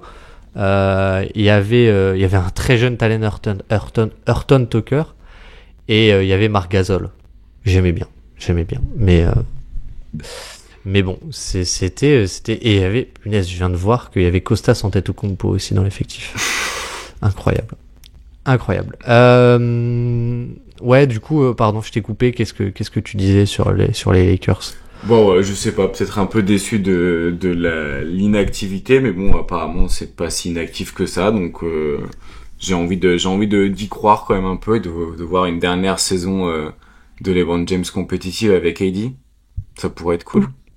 Ouais. S'il peut y avoir une défense vraiment élite, ce serait top d'avoir un peu ce truc-là, retrouver une défense élite autour d'AD. Après, c'est difficile avec LeBron qui fait de moins en moins d'efforts défensifs et pas c'est pas qu'il a pas envie ou qu'il sait pas faire, c'est juste que je pense il sait aussi qu'il est vieux et il se préserve le plus possible. Mais ouais, j'aimerais bien voir des Lakers élites défensivement et continuer de voir un petit peu le jeu intéressant qu'il y a autour de d'Austin Reeves et de LeBron James comme porteur de balle avec aussi Davis. Mais sinon, on va avoir. Puis en plus, on va découvrir un nouveau coach. Et oui. Je pense qu'on va bien se marrer. Je pense que quand Guillaume va analyser les matchs des Lakers, on va beaucoup se marrer. Ouais. Et je pense que ce sera chaque défaite, même pas forcément Guillaume, mais la commu Lakers, chaque défaite sera. Enfin, on va en entendre parler, quoi, de chaque défaite. Et s'il y a des séries de défaites, alors là, ce sera le pied. Il y a une dernière équipe dont il faut qu'on parle, qui a été un peu mentionnée, et ça tombe bien parce que t'as fait une vidéo dessus il y a pas si longtemps. C'est Memphis, les Grizzlies, Ils étaient combien, 13e la saison passée, je crois. Et donc, on a eu quand même, du coup, Chachou qui nous dit, là où la perte est relative, c'est que t'as perdu aucun joueur important, hormis la blessure de J.J. Jackson, du coup, qui était rookie l'année dernière. Donc ça va, mais l'utilisation du pic de draft pour Zach, il dit pas fan du tout sur le niveau ni sur le fit, plus aucun mouvement pour rééquilibrer l'aile, la main et le pivot, j'aime pas. Je suis pas fan. Et est-ce qu'on en a un autre? Je ne vois pas. Je crois qu'il y en avait un autre, mais je le retrouve plus. C'est embêtant. Mais du coup, je vais pouvoir te lancer. Moi, je pense que le truc principal et qui a un peu été dit, bah, c'est que finalement, ils ont pas perdu grand chose cet été, les Grizzlies, quoi.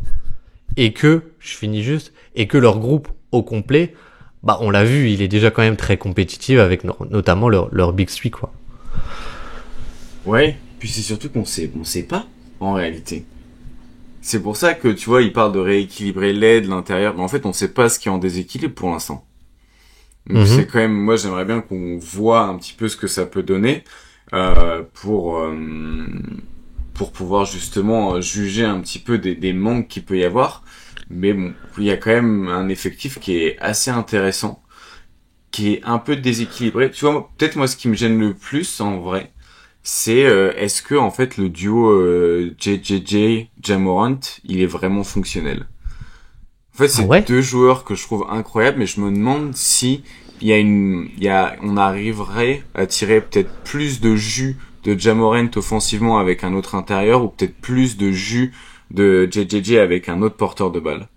En fait, je me demande un peu pour moi, c'est plus ça mon interrogation autour de Memphis, c'est à quel point tu peux tirer du jus de la synergie de tes deux stars. Ah ouais? Ouais. Parce que, quand même, sur le papier, t'as quand même, pour Ja-Morant, un intérieur qui space un peu le terrain. Enfin, et toi, le reste de l'effectif, du coup, il te plaît, quoi? Bah, oui. Bah, déjà, il y a Marcus Smart et Desmond Bane, donc oui, il me plaît beaucoup. Il y a Luke Kennard aussi que j'aime bien. Je trouve ça intéressant d'avoir un profil aussi, disrupteur que Zach Edey, à côté de Jaren Jackson Jr. Donc ouais, non, même Vince Williams, il y a quand même vraiment des profils intéressants. Et... Santi Aldama, Brandon Clark, ouais. Ouais, bah oui, il y a le retour de Brandon Clark et tout, donc je pense qu'il y a beaucoup de possibilités. Mais moi, c'est plutôt genre, je sais pas si on va regarder un peu en fait, je comprends pourquoi le profil de Jaren Jackson Jr. est bénéfique pour Ja-Morant sur le terrain. Ça, je le remets pas en question, c'est plus la synergie entre les deux. Qu'est-ce que tu peux créer comme action autour des deux? Tu vois, c'est un peu le même truc qu'avec Brown et Tatum, hein. Il y a aucune action où ils sont en commun quasiment. Oui, mais finalement, offensivement, ton vrai duo offensif, ça reste quand même Ja-Morant, Desmond Bane, non? Non mais, c'est vrai. Blague à part, moi je trouve que c'est plutôt lui le duo offensif, quoi. Oui. Et là, pour ce coup-là, ce duo a une vraie synergie. Oui, c'est même un peu sous-évalué, hein. Mais Desmond Bane, c'est vrai que du coup, enfin, j'ai regardé pas mal de films, mais qu'est-ce il est assez impressionnant, je trouve, quand même.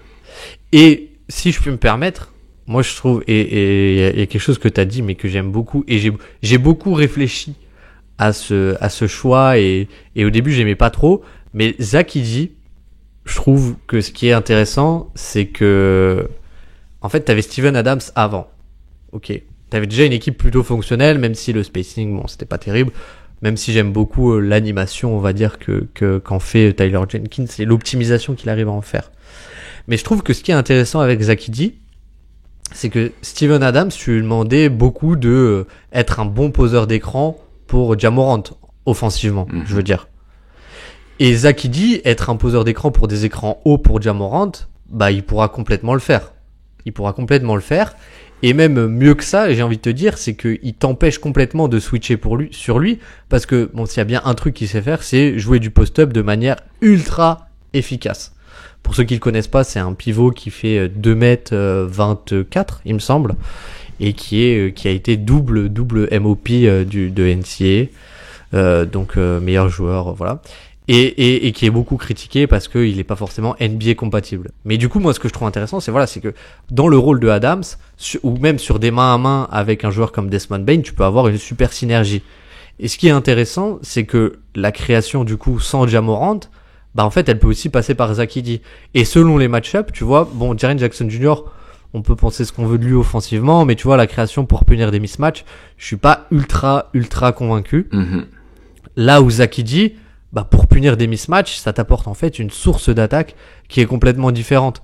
Tu vois, un peu à la ce que j'aime bien, c'est dans l'utilisation où t'es bien placé, mais Porzingis, au final, on l'a beaucoup vu en post-up pour punir les mismatchs, quoi. Oui. Et je me dis que Zach Edey, ça peut être un peu ça, et ça peut rendre en fait une défense en switch complètement injouable face à Memphis, quoi.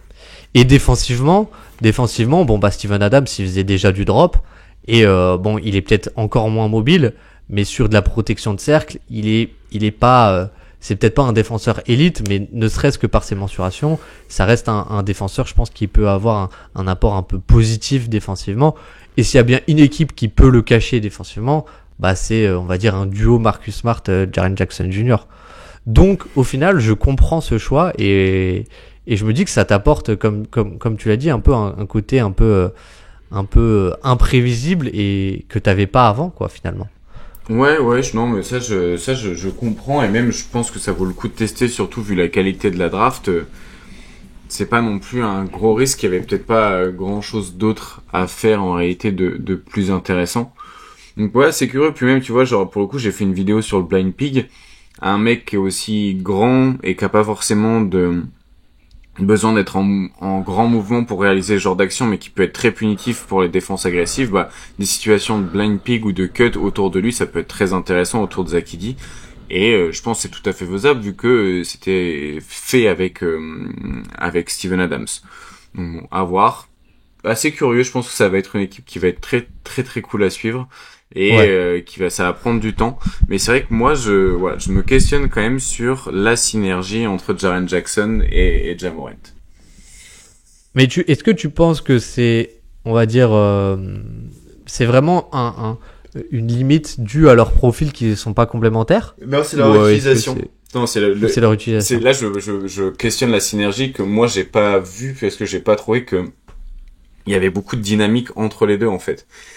Il y a à la limite ils font du pick and pop, mais il y a très peu de, tu vois, de pick and roll, de jeu d'action, ou en transition. En transition, si. En transition, il y a une grosse synergie. Il y a pas de synergie de demi-terrain. Voilà. Il y a peu de synergie de demi-terrain. Mais en transition, ils sont très impressionnants par contre. Mais voilà, bon, au final, c'est pas si grave que ça du coup, vu qu'il y a beaucoup de transitions. Peut-être que je m'inquiète pour rien. Non mais c'est un point intéressant parce que Memphis quand même, on va dire historiquement, ça c'est sur le cycle Ja Morant, Tyler Jenkins, c'est quand même une équipe qui est, on va dire, plutôt mauvaise sur l'attaque de demi-terrain, quoi. Et du coup, cette synergie entre les deux, bah peut-être qu'elle est due aussi à ça. Mais ce que j'aime bien aussi, c'est, tu vois, c'est un peu la flexibilité de line-up qu'ils ont. Et qu'ils ont toujours eu quelque part. Mais tu peux avoir Jaren Jackson Jr. en 5 sur des line-up un peu plus de switch. Tu peux avoir du Brandon Clark aussi qui est capable d'avoir des schémas plus agressifs. Tu peux avoir un 5-out. On en parlait, mais tu peux avoir on en parlait je sais plus quand. Mais tu peux avoir des line-up avec Desmond Bane, Luke Kennard et JJ Jackson s'il revient. Et là, t'as un spacing de ouf, quoi, en gros. Ça peut être vraiment cool, je trouve, Memphis. Ça peut être vraiment cool. Est-ce que t'as quelque chose à rajouter? Est-ce qu'il y a une équipe dont on n'a pas parlé, dont tu veux parler? Non. Bah ouais, non, je pense qu'on a fait le tour là. Ouais. Ouais. Et sur Memphis, tu veux rajouter quelque chose? Bah que Marcus Smart va être encore exceptionnel la saison prochaine. Non mais attends, j'ai une vraie question, mais t'en attends quoi dans le rôle de Marcus Smart cette année, tu penses, dans l'utilisation justement? J'aimerais bien pousser encore plus l'aspect connecteur, et dans le sens où je pense qu'il va pas énormément porter la balle à côté de Bane et Ja Morant. Donc quand il va jouer avec eux, j'aimerais vraiment le voir pousser comme tu vois, une sorte d'intérieur petit mais hyper polyvalent, capable de passer, d'apporter du spacing, même d'attaquer ta gueule. Et bref, de faire tout ça. Et j'aimerais bien, par contre, à l'inverse, quand du coup il joue que avec Bane et pas sans Ja Morant, de le retrouver plus dans un rôle de meneur, où moi je l'avais trouvé très bon à Boston en 2022 avec Ime Udoka. Ouais, bah c'est vrai que c'est peut-être un passeur un peu sous-estimé, je pense, Oui, Marcus Smart quand oui, même. oui. Bah en fait parce que il y a un peu de déchets aussi, mais c'est un mec qui lit. En fait, c'est un joueur qui est très intelligent. Mais pour le coup, non, c'est un joueur qui lit très très très bien le jeu et les espaces et les opportunités, et du coup qui parfois tente des choses qu'il voit et qui sont pas forcément évidentes, mais donc parfois ça passe pas. Mais c'est un joueur qui lit très bien le jeu, et je pense que avec des joueurs dynamiques comme Bane et Ja Morant, va y avoir du déchet, mais va y avoir aussi des choses très très cool, et je pense que ça va être une belle synergie. Mm. Mais du coup, pour résumer, t'aimerais bien le voir en défenseur assez polyvalent, qui switch pas mal, mais qui peut défendre le point d'attaque, et en attaque, utiliser plus en poseur d'écran, short roll, quoi. Ouais, voilà, C'est c'est ça. ça. Après, au fond, Dans le dunker spot même, par exemple, si jamais. ouais, après le but c'est qu'il soit aussi un peu à la création quand il n'y a pas les deux autres sur le Oui. terrain. Et pour ce qui est de la défense, je pense qu'il peut tout faire en fait. Donc j'ai pas forcément de préférence. Je pense qu'il va être, il va y avoir un très bon duo avec lui et Jaren Jackson Jr. Je pense que ça va être intéressant de regarder l'impact défensif des deux. Ouais. Il pourrait même être utilisé au milieu d'une zone, quoi, finalement. Ouais. Ouais. Bon, comme je roule l'idée, quoi, finalement. Tout comme je roule l'idée. Sans le spacing, quoi, en gros. C'est ça. Je vais vraiment accrocher. Non, mais écoute, il y a deux équipes dont on n'a pas parlé, du coup, quand même, pour finir. C'est Houston et Minnesota, mais finalement, c'est deux équipes qui sont quand même plutôt dans la continuité, non? Donc, on n'a pas forcément grand-chose à dire dessus, je crois. Mais si t'as quelque chose, vas-y. Hein. Non, c'est plutôt dans la continuité. À voir. Moi, je suis surpris que Minnesota ait pas tout fait péter à cause de la taxe, mais bon, peut-être qu'ils ont de l'argent à dépenser, donc tant mieux en vrai. Ouais. Bah, écoute, c'est toi l'expert maintenant du CBA. D'accord. Fantastique. Vu que tu l'as révisé pour ton article pour Oui. pour le Celtics blog. Non, ce qu'il faut aller voir pour le CBA et tout, c'est ce que Quentin a fait sur QI Basket, où il a fait un Excel de fou avec toutes les finances des équipes et tout. C'est un super gros boulot et c'est hyper bien fait. Et je crois que, si je dis pas de bêtises, il veut arriver à en faire même une page web. Je veux pas dire de bêtises, donc je vais rien dire, mais je pense que ça va être encore mieux que le fichier Excel qu'il a déjà fait, qui est déjà très bien. Ouais. Bon, on mettra le lien. Je crois qu'il y a carrément. même des vidéos. Ouais, bon, bah oui, on mettra le lien ça peut être intéressant. vers la chaîne de QBasket où il y a toutes les vidéos, et on pourra mettre le lien vers l'Excel. Voilà.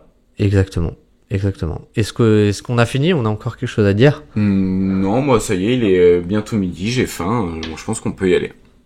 Allez, bah parfait. Bah écoute, merci à tous de nous avoir écoutés. J'espère que ça vous aura plu, ce petit concept. C'était un peu, on a essayé, on s'est dit au lieu de faire comme tout le monde une une vidéo par équipe, on va faire un peu tous ces petites équipes de l'Ouest dans le même paquet. Et on va en faire un seul podcast. Donc voilà, j'espère que ça vous aura plu, et nous on se retrouve très vite. Pour parler de quoi? Je ne sais pas. Peut-être de Tyrese Maxey sans le shoot.